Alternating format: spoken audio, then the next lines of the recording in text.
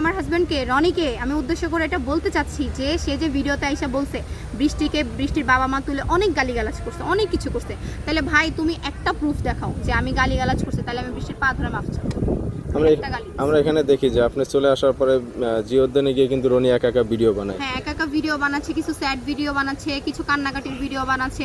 সেগুলো ভিডিওতে দেখলে আপনারা নিচে দেখবেন যে বৃষ্টিকে মেনশন দেওয়া আছে, সেখানে এখন পর্যন্ত সে বৃষ্টিকে মেনশন করে যাচ্ছে। সেখানে বলা আছে যে আপনি কোনো নাম উল্লেখ করে না, কিন্তু বৃষ্টির নামটাই সবসময় উল্লেখ করে আমরা দেখি। নিচে মেনশন দেওয়া তো আছে বৃষ্টির কথা। এত কিছুর পরেও যদি সে চাইতো সব কিছু, তাইলে তো ওই দিকে আর পাই বাড়াইতো না। কেন বৃষ্টিকে মেনশন না দিলে তার আইডি ভিউ হবে না, তার আইডি রিচ পাবে না? বৃষ্টিকে মেনশন দিতে হবে, দিয়ে আমার ভিডিও বানাইতে হবে। যার জন্য এত সমস্যা, আমি যার জন্য এত কিছু করতেছি, আসলে সমস্যাটা তার, আমার তো আর না। সে চাচ্ছে এরকমভাবে, সে ইচ্ছা করে করে দিচ্ছে। সে চাইলেই তো বন্ধ করতে পারতো। আমার মেনশন দেওয়া লাগবে কেন? আমার তাকে নিয়ে ভিডিও বানাইতে হবে কেন? সেইভাবে বলতেছে এই উদ্যানে আমার এরকম বৃষ্টির সাথে অনেক ভিডিও ছিল, এখন অনেক খারাপ লাগতেছে, আমার পাশের মানুষটা নাই। তোর বউ ঘর থেকে চলে গেছে, তোর খারাপ লাগতেছে না? তোর বউয়ের জন্য আবার কালকেও ভিডিও বানাইছে। আপনি যত পারেন ভিডিও বানান, আপনার প্রতি আমার বিন্দু পরিমাণ মায়া নাই।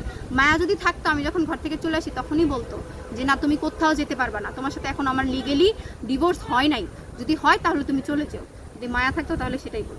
সে তো বলেও দিচ্ছে, সে বলতেছে আমি ভাইরাল হওয়ার নেশায় আসছি। আমি ভাইরাল হলে অনেক আগেই ভাইরাল হতে পারতাম। সে হয়তো বা ভুলে গেছে যে সে কোন টাইমে আমি তার পাশে ছিলাম। যেই টাইমে তার কিচ্ছু ছিল না, সে বেকার ছিল, কোনো কিছুই করতো না, ঠিক ওই টাইমে তার পাশে ছিলাম। তো ভাইরাল যখন সে হয়েছে, তার সাথে সাথে আমিও হইতে পারতাম। আমার নতুন করে ভাইরাল হওয়ার কোনো প্রয়োজন নাই। আচ্ছা, এখানে আমরা দেখলাম যে সেদিন বলছিল যে বৃষ্টি আসলে আমি সুস্থ হয়ে যাব, রনি সেই বিষয়টা কথা আসছিল। বৃষ্টি তো আসছিলই, পরে আসার পরে সে সুস্থ হয়েও গেছে।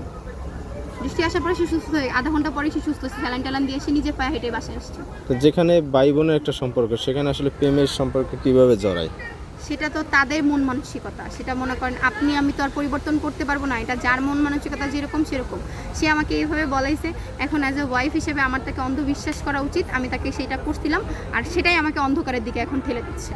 কিন্তু যখন এই ভিডিওগুলো বৃষ্টির সাথে করে, হ্যাঁ, তখন আপনি কি কখনো নিষেধ করছিলেন? হ্যাঁ, আমি অনেকবার নিষেধ করছি যে দেখো, এত ক্লোজলি ভিডিও বানায়ও না। যত যাই কিছু হোক, আমার কাছে কিন্তু অ্যাজ এ বয় হিসেবে খারাপ লাগে। সে তোমার গায়ে হাত দিচ্ছে, যেগুলো আমি তোমার করব সেগুলো সে তোমার সাথে করতেছে, আমার কাছে কিন্তু খারাপ লাগে তুমি এগুলো বানায়। তখন সে বলতো আর এগুলো কন্টেন্ট, মানুষ জুটি দেখতে পছন্দ করতেছে, সেই হিসেবে আমার তার সাথে কাজ করা। তুমি উল্টাপাল্টা কিছু মনে করো না তো, তোমার মাইন্ড খারাপ, তুমি খালি উল্টাপাল্টা বলো। তোমার না বলছি আমরা ভাই বোন, এটাই। আপনাদের আসলে সংসারটা কিতে চলতো, মানে এই কন্টেন্ট ক্রিয়েটর এইটা? হ্যাঁ, মানে এখন যেটা চলতো সেটা ও কন্টেন্ট ক্রিয়েটর করতো। এর আগে ও একটা এনজিওতে চাকরি করতো। বিয়ের পরে ওর চাকরি হয়েছে, আমাদের বিয়ে হয়েছে তারও পরে ওর চাকরি হয়েছিল। সেখানেও 1 বছর 1.5 বছর ছিল। তারপরে যে আস্তে আস্তে যে কন্টেন্ট ক্রিয়েটর জগতে আসে, মনিটাইজেশন পায়, সেখান থেকে এখন ওটা দিয়ে এখন সংসার চলে। আমরা একটা সময় দেখছি যে বৃষ্টির বাড়িতেও রনি গিয়েছিল। হ্যাঁ, সেখানে আসলে আপনি কখনো? তখন ওই পর্যন্ত সম্পর্ক ছিল না, ওই পর্যন্ত আগায় নাই সম্পর্ক, ওই পর্যন্ত তখন ও যাই নাই। তখন যেটা ছিল সেটা মানানসই। যখন আমি দেখলাম যে ভিডিওগুলাই মানুষের চোখের দেখাও, তো মানুষ দেখতেও তো একটা খারাপ লাগে, ভিডিওগুলাই যখন অন্যরকম, তখন আমি কথা বলছি। আর তখন কথা বলতে যায় যখন। আচ্ছা, এই বিষয়টা আসলে আপনি বৃষ্টির কাছে কখনো শেয়ার করছো যে আসলে একটা সংসার আমার নষ্ট করো না, তুমি আমি সরে যাও? তার সাথে ওরকম ভাবে আমি তাকে শুধু ফোন দিছিলাম যে সে তোমার জন্য এই ধরনের পাগলামি করতেছে বা সে এই ধরনের কাজ কারবার করতেছে। তখন সে বলতেছে যে আমি কি করতে পারি, আপনি আপনার হাজব্যান্ডকে আটকায় রাখতে পারেন না, আপনার হাজব্যান্ড আসে কেন? তার ভাষা ছিল এরকম, আপনার হাজব্যান্ড আসে কেন? আপনার হাজব্যান্ডকে তো আমি তো আপনার হাজব্যান্ডের কাছে যাই না, আপনার হাজব্যান্ড আমার কাছে আসে, তাহলে আপনি আপনার হাজব্যান্ডকে আটকান।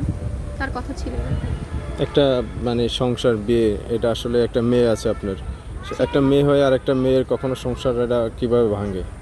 সেটা তো আমি বলতে পারবো না, সেটা সে ভালো মতো জানে আসলে সে কি চিন্তা করতেছে। ইনফ্যাক্ট সে এরকমও বলছে, এই ধরনের কথাবার্তাও আসছে যে আমি নাকি তাকে গালিগালাজ করছি, তার কাছে রেকর্ড আছে। তো আমি বলছি আমি যে তাকে একটা গালি দিছি সেই প্রমাণ আমাকে দেখাক।